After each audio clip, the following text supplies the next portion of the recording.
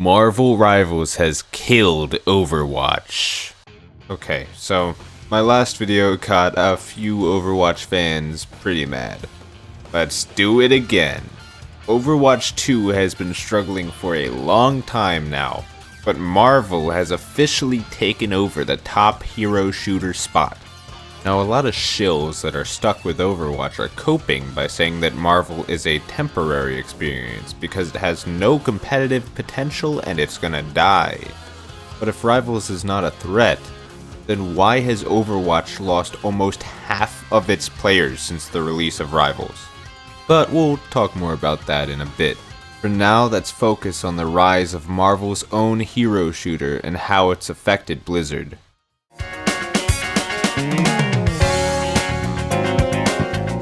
When Rivals first blew up, I knew Blizzard had one of two choices.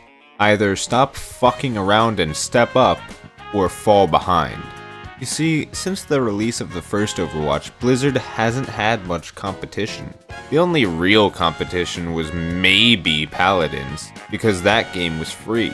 But with Overwatch 2 being free, and Hi-Rez having layoffs that shut Paladins down, RIP Paladins, there wasn't much that anyone could possibly do to dethrone Overwatch. They had completely monopolized the hero shooter subgenre. What would it even take to knock them off the hill? Well, maybe a bunch of billion-dollar characters who have literal decades worth of lore and fans to back them up. Marvel is just an absolute fucking titan. A literal final boss. And if somebody told you that Blizzard wouldn't even notice and Rivals would flop, if somebody told you Rivals was just your average ordinary game, not a care in the world, somebody lied. Just recently, Blizzard proved that they are afraid of the competition they've been given when they announced a huge update for Overwatch 2. They're finally getting off their asses and giving fans anything worth looking forward to. This comes right after them bringing back Overwatch Classic. Hey guys, remember when we were good? Is a really fun, lazy way of getting your players to come back for a very short period of time.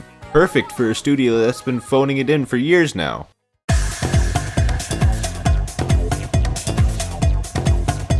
Okay, so hero shooters can only be so different from one another. So what sets Rivals apart? For starters, it has the advantage of drawing off of pre-existing characters. Spider-Man, Wolverine, Fantastic Four, Hulk, Punisher, and way more. All of them have years of comics, cartoons, games, and movies to their name. But on top of this, many of these characters have team-ups in the comics, and so they had to bring this to Rivals. Certain characters with histories of teaming up will have that reflected in their abilities in-game. Like, Hulk is able to throw Wolverine, Spider-Man can get a symbiote from Venom, and Thor can charge Captain America. On top of that, team composition in Rivals is much less important than in Overwatch. A huge complaint about Overwatch is that it requires far too much teamwork from teams of random people. Everyone is incredibly weak and useless. But in Rivals, I can solo like half the enemy team as fucking Mr. Fantastic. Because I have more skill than them, I win the fight. There's no dumb bullshit they can pull to defeat me if I play it right. And as a healer, you can actually heal your team to the extent that they cannot die as long as you focus on them. You do far more healing in Rivals than Overwatch, making you more useful all around. Same properties apply to tanks. You can really block a ton of damage for your team and smack the enemy team around. Each class feels the way they should and each character is unique. There are no bad characters. Like, even if I'm bad with a character, I still see people playing that character that go absolutely off and get MVP. You really feel like you have a ton of room for growth and like you can pick anyone and have fun. It's the kind of freedom that Overwatch hasn't had in a very long time. Because there are characters in Overwatch that are objectively much worse than others. In Rivals, everyone is useful. Another thing is that Rivals is far simpler than Overwatch, which makes it more fun and much more easily accessible.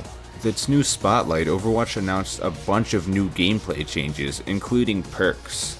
Now, it's cool to see them finally adding things into Overwatch 2 that were teased to come to the game at launch 2 years ago. Adding a system like this halfway through, is only going to complicate gameplay.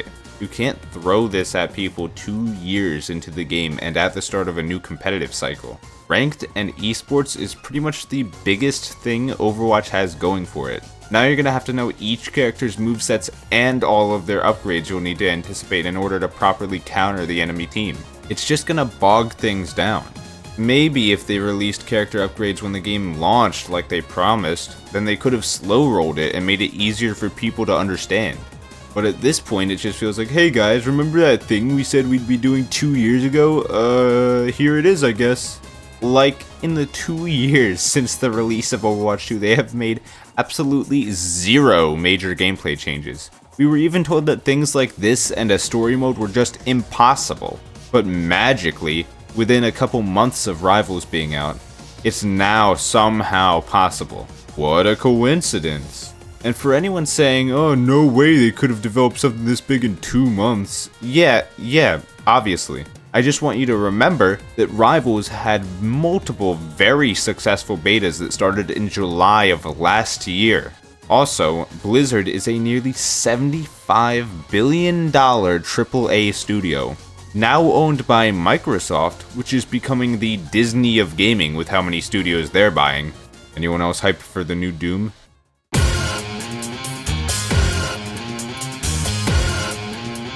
Okay, so it is currently 1 a.m. This is me recording unscripted. Here you go. So we're gonna look at these are the top Twitch categories right now. So the third most watched Twitch category right now is Marvel Rivals, which has 63.4k viewers right now. And if you and that's the third most. And if you scroll down here, if you keep scrolling, here's Overwatch with 8.7k viewers. This is live, guys, and it's in a great place just above Simpsons Hit and Run. Who the fuck is watching Simpsons Hit and Run right now? It's not even one guy with like 5k viewers. It's a bunch of people. What the fuck is happening? Yeah, Overwatch has a current average of about 16k viewers, whereas Rivals has an average about 53k viewers, which is 37k more viewers, or about 3 times the average of Overwatch 2. And while Overwatch is losing players left and right, Rivals has retained almost all of its peak player count, and it's only getting more and more popular. Throw away your Overwatch pops and buy a Marvel comic. Here are a few recommendations.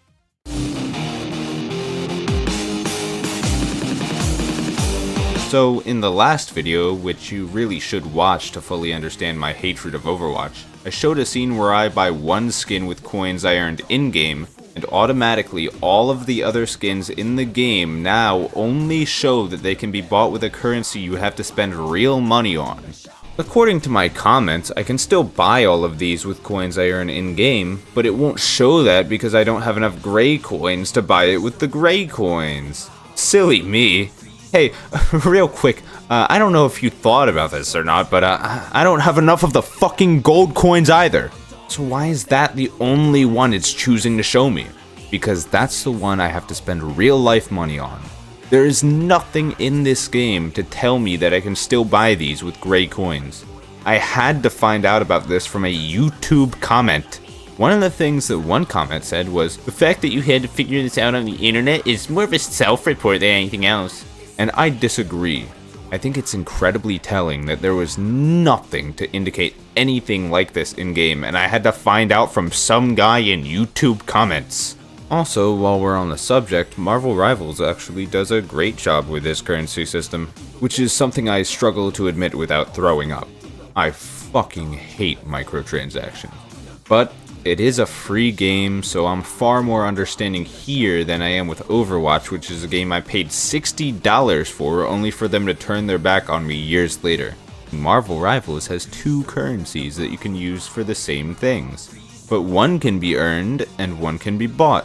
Looking at you, Ubisoft. And if you're short on one or the other, you can convert your coins to make up for the difference, rather than having to spend more money when you clearly have enough. This is a genius idea for when a game has more than one currency and both are used for the same thing. Looking at you, Ubisoft. Blizzard is awful, but man, holy fuck, Ubisoft is the worst company in gaming and I cannot wait for them to go under. Also Blizzard is now bringing back loot boxes. I never thought I'd miss them.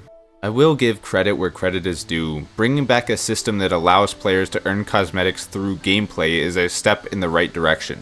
It's just sad that they're going from copying Fortnite with a classic mode to being forced by rivals to make actual positive changes. It shouldn't have taken this much, because now it might be too late. All these positive changes for nothing. You've alienated all of the people who loved you by lying to them and betraying their trust over and over again. So excuse me if it's hard to get excited for anything you announce. For now, I'm sticking with Marvel. To anyone who still wants to play Overwatch, good luck. I hope they don't let you down, like they let me down. Monsieur, does this mean Overwatch is back?